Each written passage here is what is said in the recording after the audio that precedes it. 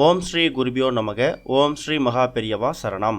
March 24 இன்னைக்கு தினம் பங்குனி மாத பௌர்ணமி. இன்னைக்கு காலையில் 11 மணிக்கு ஆரம்பிக்கக்கூடிய பௌர்ணமி மார்ச் 25 மதியம் 1 மணி வரைக்கும் இருக்கு. இந்த பங்குனி மாத பௌர்ணமியோட பங்குனி உத்திரமும் சேர்ந்து வர்றது இன்னும் விசேஷம்.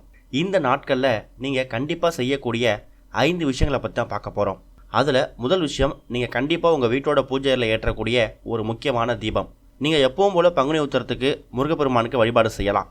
அது இல்லாமல் இப்போ நம்ம சொல்லக்கூடிய இந்த ஒரு தீபம் மகாலட்சுமிக்கு ரொம்ப உகந்த, பல பேருக்கு தெரிஞ்சக்கூடிய ஒரு தீபம் தான் கல்லுப்பு தீபம். ஒரு சின்னதாக ஒரு தட்டு ஒன்று எடுத்துக்கோங்க. அதில் ஒரு கைப்பிடி அளவு கல்லுப்பை வச்சு அந்த கல்லுப்பை பரப்பி வச்சுடுங்க. அது மேலே ஒரே ஒரு அகல் விளக்கு, அதில் நெய் ஊற்றி தீபம் ஏற்றணும். அந்த அகல் விளக்கை சுற்றி பூக்களால் அலங்காரமும் பண்ணுங்கள். இந்த விளக்கு நீங்கள் மகாலட்சுமி தாயாருக்காக ஏற்றக்கூடிய ஒரு விளக்கு. அதுவும் பௌர்ணமி தினத்தில் ஏற்றக்கூடிய இந்த ஒரு விளக்கு ஒரு மிகப்பெரிய சக்தியை ஏற்படுத்தி கொடுக்கும். உங்கள் வீட்டில் பொருளாதார நெருக்கடி இருந்துச்சு அப்படின்னா அதெல்லாம் சுக்குநூறாக உடஞ்சி போகும். அடுத்து இந்த பங்குனி மாத பௌர்ணமியில் நீங்கள் பண்ணக்கூடிய முக்கியமான விஷயம், தானம் செய்யணும். கோவிலுக்கு வரக்கூடிய பக்தர்களுக்கு உங்கள் கையால் நீர்மோர் கொடுக்கலாம், அப்படின்னா ஒரு வாட்டர் பாட்டில் வாங்கி கொடுக்கலாம், பசியார சாப்பாடு போடலாம். இது அன்னதானத்தில் சேரும். அது இல்லாமல் வஸ்திர தானம் செய்யலாம். ரோட்டில் எவ்வளோ ஏழை எளிய மக்கள் சாப்பாட்டுக்கு வழி இல்லாமல், துணிமணிக்கு வழி இல்லாமல் கஷ்டப்படுவாங்க. அவங்களுக்கு உங்கள் கையால் ஒரே ஒரு ஆடை எடுத்து கொடுக்கலாம். இது வஸ்திர தானத்தில் சேரும்.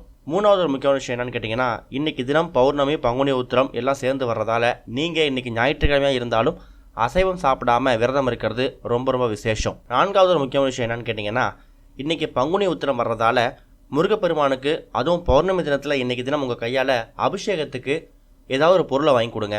அது பாலாக இருக்கலாம், பன்னீராக இருக்கலாம், சந்தனமாக இருக்கலாம். அது எந்த பொருள் உங்களால் முடியுதோ அந்த ஒரு அபிஷேக பொருளை உங்கள் கையால் வாங்கி கொடுங்க. அடுத்த ஒரு முக்கியமான விஷயம், இன்றைக்கி பௌர்ணமியோட பங்குனி உத்திரமும் சேர்ந்து வர்றதால உங்கள் வீட்டோட பூஜையில் விளக்கேற்றி வச்சுட்டு கந்த சஷ்டி கவசம், கந்தகுரு கவசம், வேல்மாறல், முருகன் திருப்புகழ்னு உங்களால் எவ்வளோ என்ன படிக்க முடியுமோ அது எல்லாத்தையும் நீங்கள் பாராயணம் செய்யலாம். அது கூட பௌர்ணமியும் இருக்கிறதால மகாலட்சுமி ஸ்தோத்திரமும் நீங்கள் படிக்கலாம். அதில் எந்த தவறும் கிடையாது. இப்போ நம்ம சொல்லியிருக்கக்கூடிய இந்த 5 விஷயங்களை மார்ச் 24 காலையில் 11 மணிலேருந்து மார்ச் 25 மதியம் 1 மணிக்குள்ளே நீங்கள் செய்கிறது மூலயமா பௌர்ணமி விரதம் இருந்த மாதிரி ஆயிடுச்சு. அதே நேரம் உங்களுக்கு பங்குனி உத்திரத்துக்கான விரதமும் கிடச்சிடும். ஒரே நேரத்தில் முருகப்பெருமானோட அருளையும் மகாலட்சுமி தாயோட அருளையும் பெற்று உங்கள் குடும்பத்தில் பேரு புகழ் செல்வாக்கு இது எதுக்குமே பஞ்சம் இருக்காது. செல்வ மழை பொழியும். கடன் பிரச்சனை இருந்துச்சுன்னா அதெல்லாம் தீர்க்கப்படும். நம்பிக்கையோடு செய்யுங்க, நல்லதே நடக்கும். ஓம் ஸ்ரீ குருபியோ நமக. ஓம் ஸ்ரீ மகா பெரியவா சரணம்.